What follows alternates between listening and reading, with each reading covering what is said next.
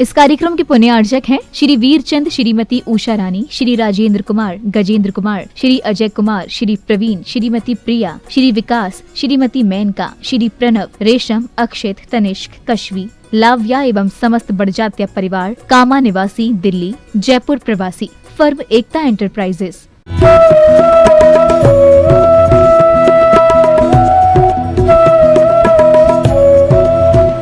तो उनको ये भी पता होगा कि जो होली जलती रही है जैन शास्त्रों की, भारतीय शास्त्रों की, और उसमें जिन वाणी के हजारों हजार शास्त्र थे और धर्म विद्वेषियों ने इकट्ठे कर करके और महीनों तक उसको होली जलाते रहे। इनको खत्म कर देंगे, शास्त्र खत्म कर देंगे। ऐसा घोर अंधकार का, संप्रदायवाद के अंधकार का जमाना था। और आज भी संप्रदाय का जहर तो बहुत खतरनाक होता ही है जी। आप हिंदू मुसलमान की बात करें तो उसमें भी देख लें कि जो लोग अत्यंत कट्टरपंथी होते हैं वो कुछ नहीं गिनते हैं, अपने पड़ोसियों को भी भून डालेंगे, उन्हें संप्रदायवाद का जहर। और उनको छोड़ दीजिए, जैनों में देख लीजिए, जो जितने पक्के मुल्लापंथी हैं वो कुछ नहीं गिनेंगे। कई बार तो साधु त्यागी वृत्ति की भी बाट लगा देंगे, बाहर निकलो। आपको किसने बुलाया था यहां? इस टाइप की व्यवहार, माने ये जहर है। ये चीजें क्या हठाग्रह जहर है। तत्व को समझने में कोई तकलीफ नहीं है, लेकिन जब व्यक्ति किसी तरह के मताग्रह से ऐसा बंध जाता है तो अंधा हो जाता है। फिर वो इंसानियत का, जीव का, अजीव का भी निर्णय नहीं कर पाता। ये भी तो जीव है, ये भी तो चेतना है, इसके भी बाल बच्चे होंगे, ये कुछ नहीं सोचता है। और फिर लोभ लालच और हो। हमने कहा दिक्कत क्या है? उन्होंने कहा बहुत बड़ी दिक्कत है, जब तक हम जिंदा हैं तब तक हम इसको नहीं छोड़ सकते। हमने कहा मरने के बाद कोई और संभालेगा, फिर आपको जो करना सो करना। क्यों? सबसे बड़ी आमदनी का सोर्स बन गया वो। सुबह से शाम तक बोरे भर रुपए उतर के आएंगे नीचे, इसलिए भी नहीं छोड़ सकते। आस्था है, श्रद्धा है कि नहीं है, उससे कोई मतलब नहीं। अब वो कमाई का सोर्स है। जैनी भी दर्शन करना चाहे तो 100 का नोट चढ़ाओ, 1000 का नोट चढ़ाओ, ज्यादा से ज्यादा श्रीफल चढ़ाओ, सोना चांदी चढ़ाओ। चावल चढ़ाए तो चावल चढ़ाने की मना नहीं है। वैदिक संस्कृति में भी बहुत देवताओं को चावल चढ़ते हैं, श्रमण संस्कृति में तो चढ़ते हैं। लेकिन फिर हमने कहा चढ़ाने क्यों नहीं देते, क्या नुकसान क्या? फिर कुछ कारण बताए। बोले चावल चढ़ा के जाते हैं और हमारे जो लोग होते हैं वो साफ कर कर कर कर कर कर परेशान हो जाते हैं। फिर एक मुट्ठी चढ़ाएंगे, फिर कोई आएंगे, फिर तो बोले चिट्ठियाँ आती हैं, ये आते हैं। हमने कहा कि भाई बंद करके चढ़ा सकते हैं। उन्होंने कहा हाँ, बंद करके, पुड़िया बंद करके चढ़ा सकते हैं। कई चीज़ें ऐसी होती हैं कि वो एक तरह से मतलब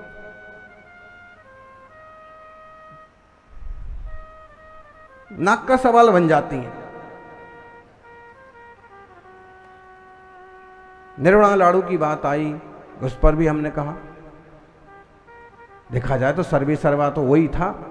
अब उनके जाने के बाद अपनी सांसदी छोड़ करके एक दूसरे पहुंच गए हैं। हाँ,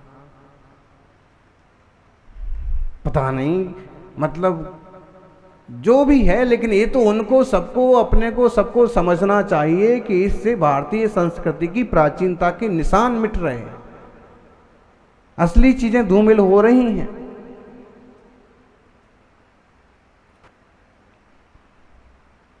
हमने कहा निर्वाणा लाडू चढ़ा दें।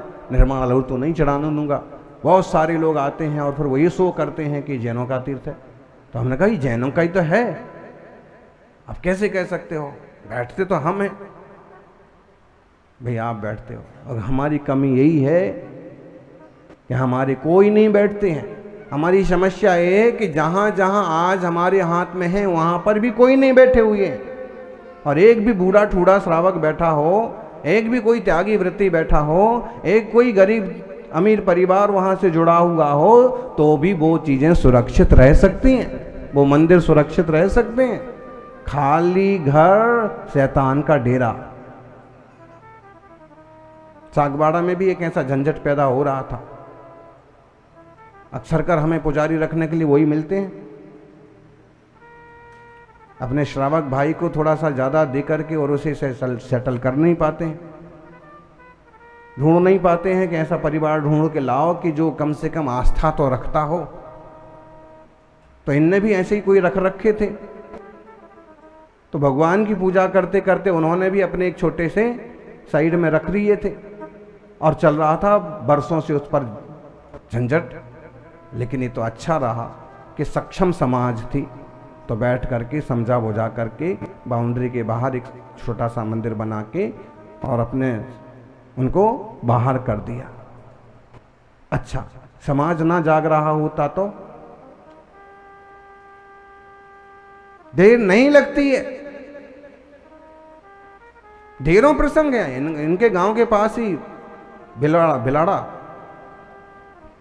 वहां का मंदिर का चबूतरा है, मंदिर की पीठ है चबूतरा। जैसे आप मंदिर बनाया ना, तो मंदिर जिस पीठ पर बनाया, पीठ बनाते आपके मंदिर में भी पीठ बहुत सुंदर है, पूरी बड़ी। तो जो मंदिर की पीछे वाली पीठ है उसको गांव वालों ने सरकारी मंच घोषित कर दिया। पीठ किसकी है? वो चबूतरा किसका है? मंदिर किसका बना हुआ? लेकिन इस पर होंगे हमारे जो भी नेताओं के भाषण या गांव के कार्यक्रम, अरे भाई हमारे मंदिर की पीठ है ये। नहीं, लड़ते रहो, या तो कोई दमदार हो या कोई योजनाबद्ध ढंग से उसको एकदम निश्चित कर दिया जाए, करवा दिया जाए, और नहीं तो केसरिया जी का क्या है? औरों को अवसर दिया कि भाई आप भी पूजा कर सकते हैं, कोई दिक्कत नहीं, उन्होंने आंखें चढ़ा दी।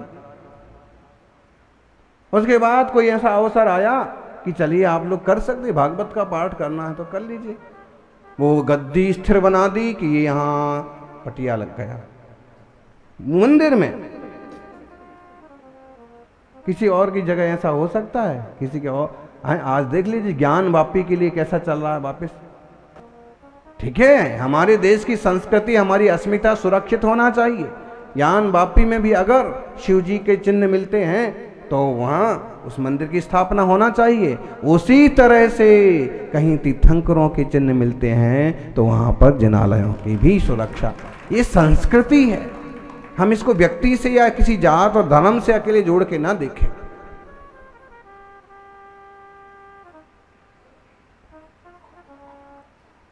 ऐसे बहुत सारे प्रसंग हैं, पता नहीं क्यों जयपुर वाले हमें उस जगह पर ले नहीं जा पाए।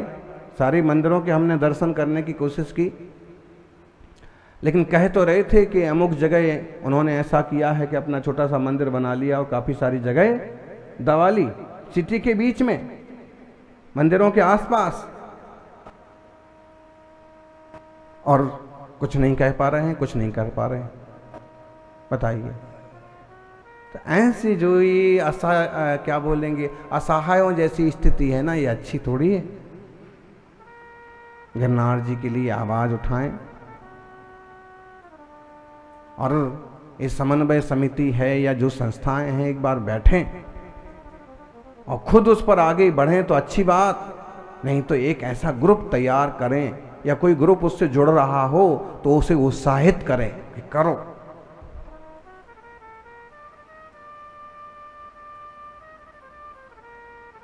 सज्जनों,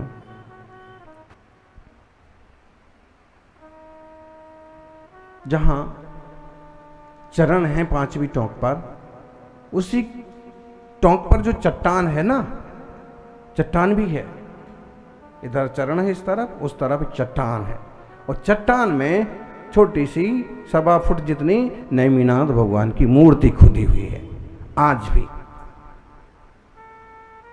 और अब अक्सर कर क्या करते हैं कि उस पर रंग पूतते हैं, फिर कई बार क्या करते हैं कि उसका रंग घिसते हैं, पत्थर और घिस जाता है। फिर कई बार क्या करते हैं कि उस पर वो देवताओं को जो पहनाते हैं ना चुन्नी वगैरह, उस टाइप का कोई पहनाने की कोशिश करते, तब उस पर दीवार है, वो तो चट्टान है, तो उस पर पहनता तो है नहीं, तो कैसे भी करके उसको चिपका के रखते हैं। मूर्ति है दिगंबर वीतरागी, और केवल वही वहां चिन्ह नहीं है, क्योंकि अभी माइक से बताएं तो कल के दिन उन पर भी कब्जे हो जाएंगे और भी पोत दिए जाएंगे। ये स्थिति तो ये है कि आप जो प्रूफ लेके जाओ, प्रूफ और हत्या लिए जाते। तीसरी टोंक से जब हम उतरते हैं, तीसरी टोंक पर दोनों चरण मुनि राजों के चरण हैं, और दूसरी टोंक पर जो अंबिका जी का मंदिर है, नेमिनाथ भगवान की यक्षिणी, उससे भी बहुत बड़ी कथा जुड़ी हुई है। हमारे यहाँ यक्ष यक्षिणियों को लेकर के जो विवाद चलता है ना, एकदम बेवकूफी है। अरे भाई पूजना है पूजो, नहीं पूजना है मत पूजो, लेकिन इसके जो 2000 साल पुराने 1500 साल पुराने प्रमाण मिलते हैं उनको मानो कि ये इनकी देवियां थीं, ये इनकी यक्षी थी, ये इनकी पूजा में शामिल होते थे, इनकी पूजा में ये सारी विधियां की जाती थीं, उसको मानो। नहीं तो ये आफत हो गई कि वो गए, वो मंदिर गए, उसके चक्कर में पूरा ही गया। आप एक नहीं जाते पावागढ़ के ऊपर वाले मंदिर में, मत जाइए, लेकिन सच्चाई ये है कि वो पद्मावती देवी जी का मंदिर है। आज भी वहां पर जो चिन्ह रखा जाता है कुक्कुट, वो सर्प के मुख वाला मुर्गा, वो पद्मावती देवी का चिन्ह है, और आज पूरी दुनिया मान रही है, और सरकार ने उसे हिंदू मंदिर समझ करके और बहुत सारी व्यवस्थाएं दे दी, एकदम नया निर्माण कर दे दिया पिछले वर्ष ही करोड़ों दे करके, और फिर साहब ने उद्घाटन भी कर दिया। अच्छी बात है, चलो बहुसंख्यक लोग कम से कम धर्म की किसी धारा से जुड़ तो रहे हैं। लेकिन आपने गौर किया, उसकी सीढ़ियां चढ़ते जाइए और देखिए तीर्थंकर प्रतिमा इधर भी है उधर भी है, एक उधर भी एक उधर भी है। माने मंदिरों को तोड़ करके सीढ़ियां बनाई गई किसी जमाने में, या फिर मंदिर की जो अवशेष बचे थे उनसे बना दी गई।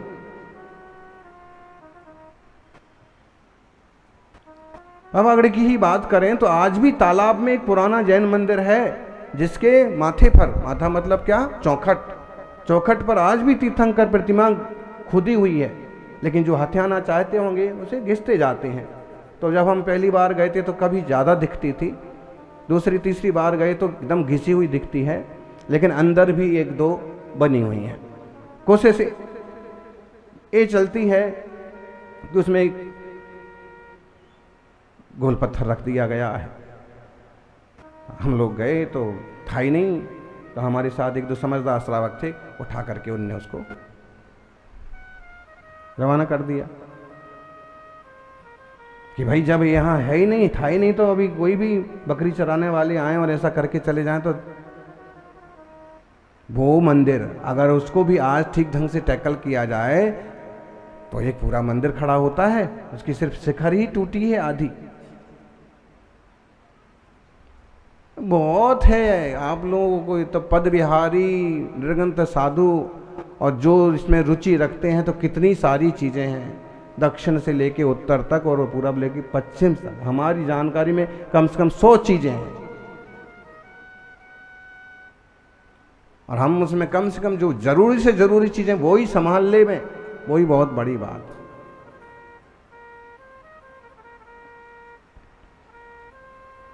पावागढ़ की तो कोई बात ही नहीं कर रहा अभी। जब एकदम मंदिर के अंदर रख देंगे ना कुछ, फिर नींद खुलेगी कि हमारे मंदिर में रख दिया। अरे मंदिर के दरवाजे तक पहुंच गए हैं। मंदिर के वो जो बीच वाला लौकुश वाला मंदिर है जिसमें चरण बने हुए श्री राम पुत्र के हैं, उसकी चारों तरफ दुकानें घेर ली हैं, जूते चप्पल वहाँ रख रहे हैं, तो अभी नींद नहीं खुल रही। एक मंदिर उसके सामने है, वहाँ पूरा कचरे का डिपो बना दिया है मंदिर के आसपास। अब कल के दिन जब मंदिर में कुछ करके आएंगे तो चेतेंगे फिर। तो कितने मतलब हम ये कैसे बोलेंगे कि कितने बेवकूफ़ लोग हैं। नहीं तो अभी इसी पर FIR हो जाएगी, महाराज जी ने ऐसे कहा। लेकिन हैं पहले से। अरे भाई आजकल कोई 10 बाई 10 की जगह भी शहर में या कहीं खरीदता है तो वहां पर भी बाउंड्री बना के अपना एक आदमी रख देता है हो रहा कि नहीं हो रहा? हमें भी अचरज लगता है कि दिल्ली वाले कैसे बेवकूफ़ हैं। खाली जगह पड़ी है और रखवाली के लिए 4 आदमी बैठे हैं। शुद्धि को गए, 4 आदमी रखवाली के लिए बैठे, उनसे कहा भाई महाराज जी को शुद्धि ना, अंदर नहीं जा सकते, बस इतनी जगह है ना। मतलब खाली जगह ही रखवाली के लिए भी आदमी, उसके ठेकेदार ने, उसके मालिक ने 4-4 आदमी रख रखे। और तुम्हारा इतना प्राचीन और सुंदर जिनालय है, वहाँ तुम 2 आदमी नहीं रख सकते, 1 आदमी नहीं रख सकते कि बारी बारी से एक चक्कर लगा के आओ, वहाँ तक बैठने जाओ। गिरनाथ जी के पुजारी का भी यही हाल है। बोले महाराज जी अकेला आदमी हूँ, कभी पहली टोंक तक आता हूँ, कभी 5वीं टोंक तक आता हूँ, 2 भी हो गए तो बोले कभी इधर आता हूँ, कभी उधर जाता हूँ। क्या करेंगे जब इतनी बड़ी बड़ी संस्थाएं हैं? ये तो संस्था वालों को बोलें तो अच्छा लगेगा। आप लोग सोच रहे होगे महाराज जी क्या विषय लेके बैठ गए, क्या करें? दिमाग में जो चलता है वही निकल पड़ता है। गिरनार जी पर नहीं चेते हैं, शिखर जी पर नहीं चेते हैं, तो फिर क्या होगा? कल किस बच्चों पोतों को दर्शन करने के लिए कहाँ लेके जाओगे आप? लेके जाओगे तो वहां क्या चिन्ह दिखाओगे? तो तीसरी टोंक से जब उतरते हैं ना, तो उतरते हुए थोड़ा सा बाया चढ़ करके फिर एक छोटी सी मूर्ति बनी हुई है पहाड़ में। आज तक उस पर किसी का भी अधिकार नहीं है हमारी मूर्ति, हमारा मंदिर। और अगर इसलिए कहा कि अगर चाहें होशियारी करें तो आज उस पर अपना अधिकार लेके कि एक हमारे स्थान एक ये भी है, ये भगवान बने हुए। हम तो हर रोज़ जब वहाँ थे दर्शन करने जाते थे, जब भी जाते थे तो उस पर बाया चढ़ के जाते थे। एक आदमी बड़ी मुश्किल से चढ़ सकता है। और चौथी टोक पर तो बने ही हुए हैं भगवान, रखे नहीं हुए हैं कि सफ़ेद मार्बल की मूर्ति ला के रख दी। चट्टान में खोदे हैं, पता नहीं 2000 साल पुराने हैं कि 2500 साल पुराने हैं कि 3000 साल पुराने। चौथे पहाड़ पर चरण भी हैं, भगवान भी खुदे हुए हैं। चौथे पहाड़ पर कौन कौन गया? चौथी टोंक पर शिखर गिरनार जी हैं। आप लोग चौथे पर चढ़ गए थे और ये अम्माएं चढ़ गई थी चौथे पहाड़ पर। नीचे से देखा होगा आप लोगों ने, अरे उधर से तो गोलमटोल लोग यूं लुढ़क जाएंगे। आप लोग दर्शन चौथी ऊपर करके आए, बहुत बढ़िया, सौभाग्यशाली जीव हैं। अच्छे अच्छे लोग जो है वो घबरा जाते हैं। आप 2 बार जाके आए ना, बहुत अच्छा। लेकिन वो बनी रहें चीज़ें कि जब 150 साल बाद भी वो दर्शन मिलते रहें, यही मंगल भावना। जय बोलिए 24 तीर्थंकर भगवान की।